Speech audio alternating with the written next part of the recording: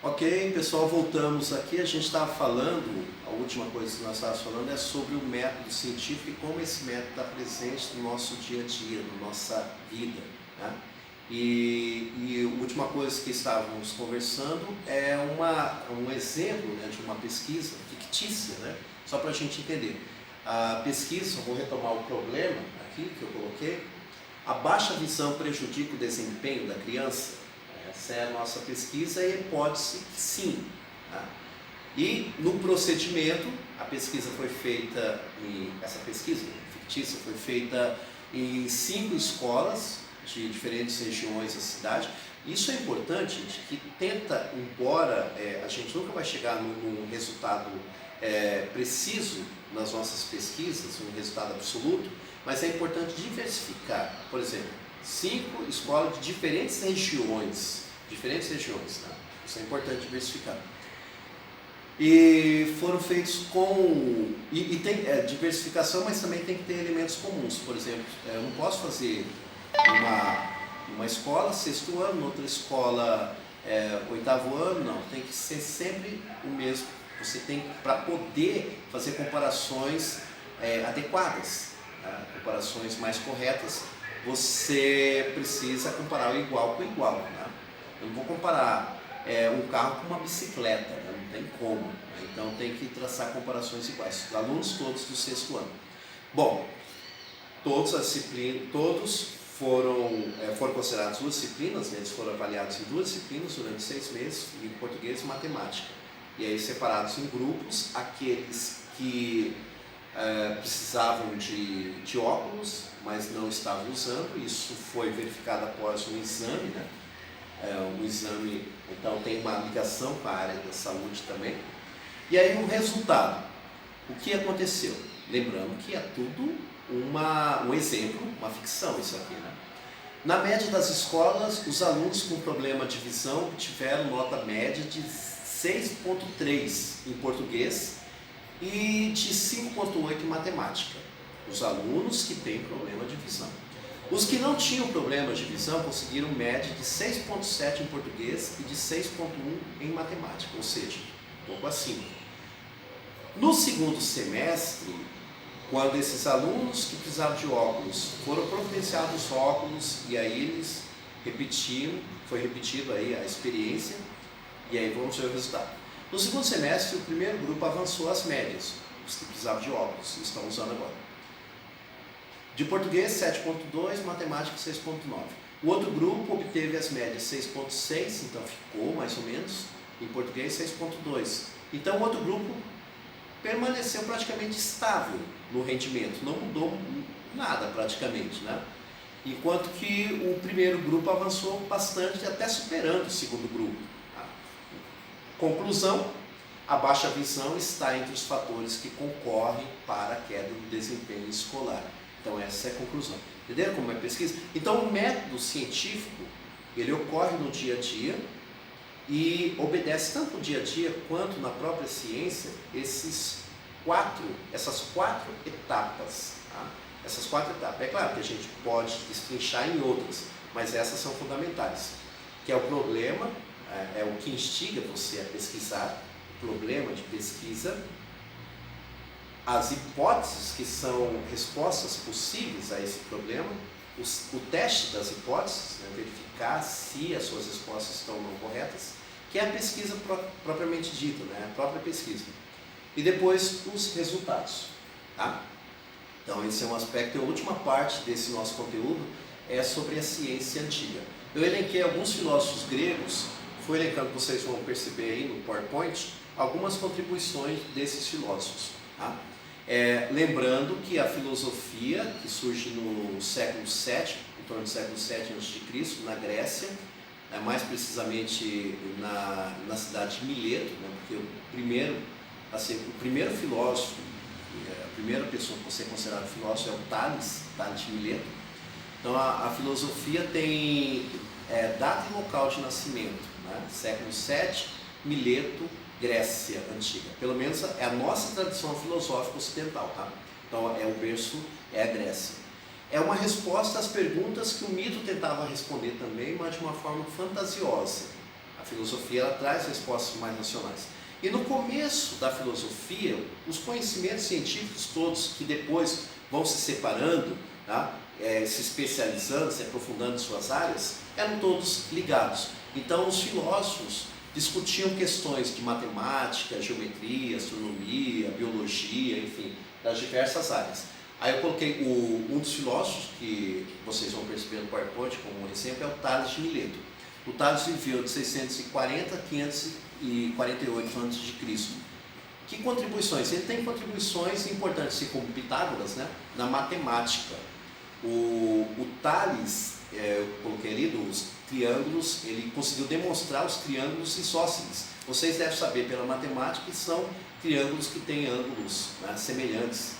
E com isso ele conseguiu medir, isso é uma coisa interessante, ele conseguiu medir a altura da pirâmide de Quéops, que é aquelas, são as 3 pirâmides de Khéops, Miquerinos e Quéops, né?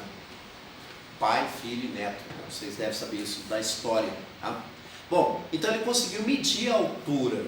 Dei até uma pesquisadinha depois no YouTube, em algum lugar, algum videozinho, como ele conseguiu. Ele colocou uma vara lá no deserto, na sombra, e quando o sol estava alinhado, né, nessa pirâmide e com essa vara, projetou sombra e criou triângulos com ângulos semelhantes, são triângulos isósceles. E aí ele conseguiu, fazendo cálculos matemáticos, comparando, ele mediu aquela vara, a altura, e comparou com a da pirâmide, e conseguiu chegar a uma altura muito aproximada, que é 140 metros essa pirâmide tem. Então, é uma contribuição muito importante. E outros teoremas também que o Tales fez.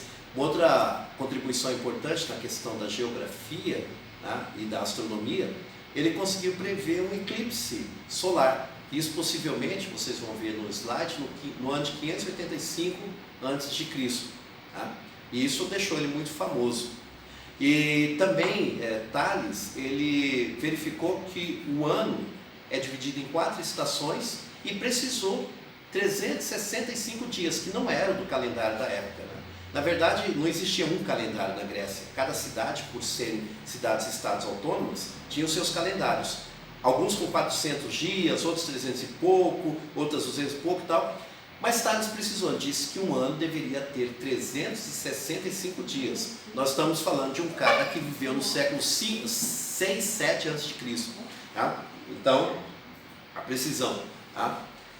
Eu coloquei uma citação ali de Aristóteles para a gente ver como que o caso queira, né, que o Tales não queria, mas caso ele quisesse, poderia simplesmente ficar rico com o conhecimento. Porque diziam na época, muitas pessoas criticavam, pô, você fica se dedicando à filosofia, isso não vai te deixar rico, você não vai conseguir nada com isso, né?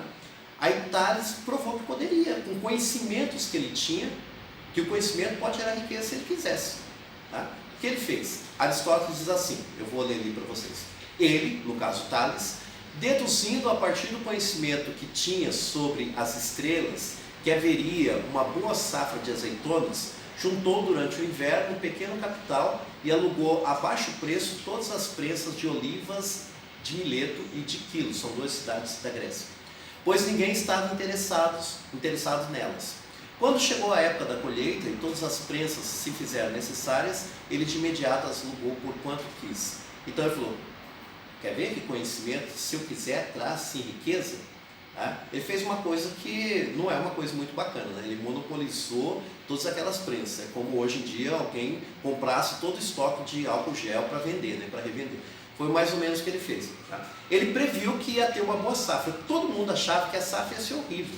Mas como ele tinha conhecimentos de astronomia, de agronomia, melhor, ele de geologia, ele verificou que naquele ano a safra seria muito grande.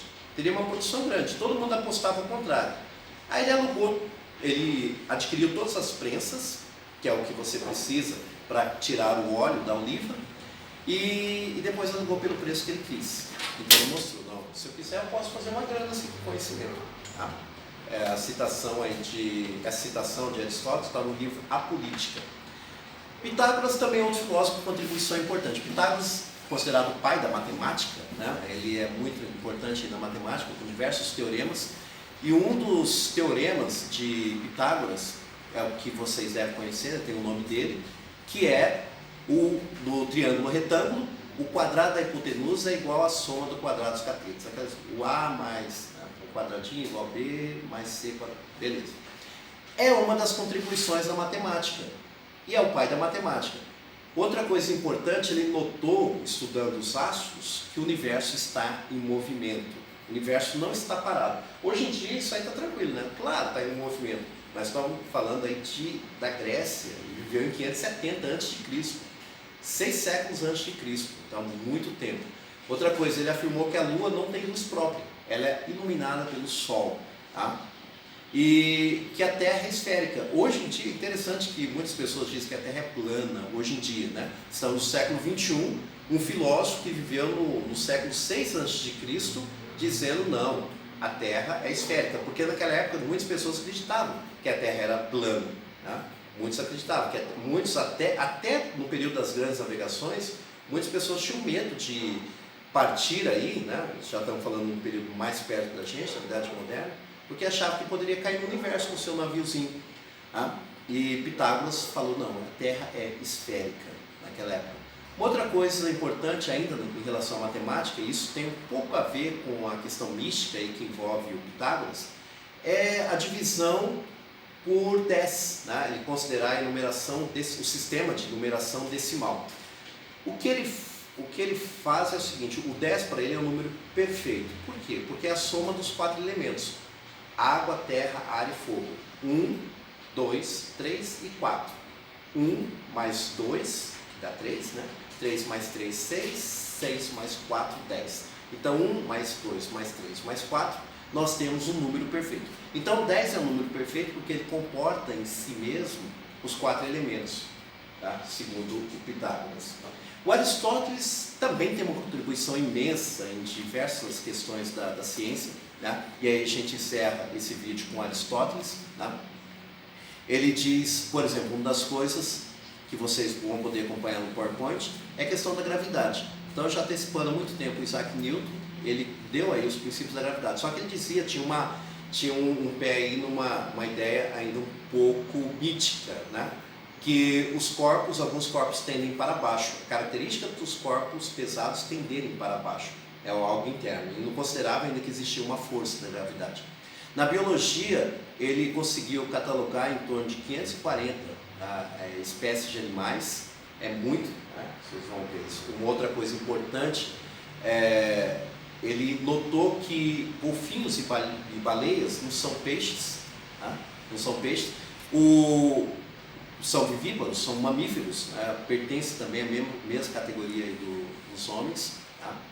O macaco, ele notou uma proximidade do macaco com os homens, né? O macaco que era intermediário, estaria perto, né? Faria ponte entre os répteis, os pássaros e os homens. Então ele percebeu que havia aí uma certa aproximação entre o macaco e os homens. Tá? Ok?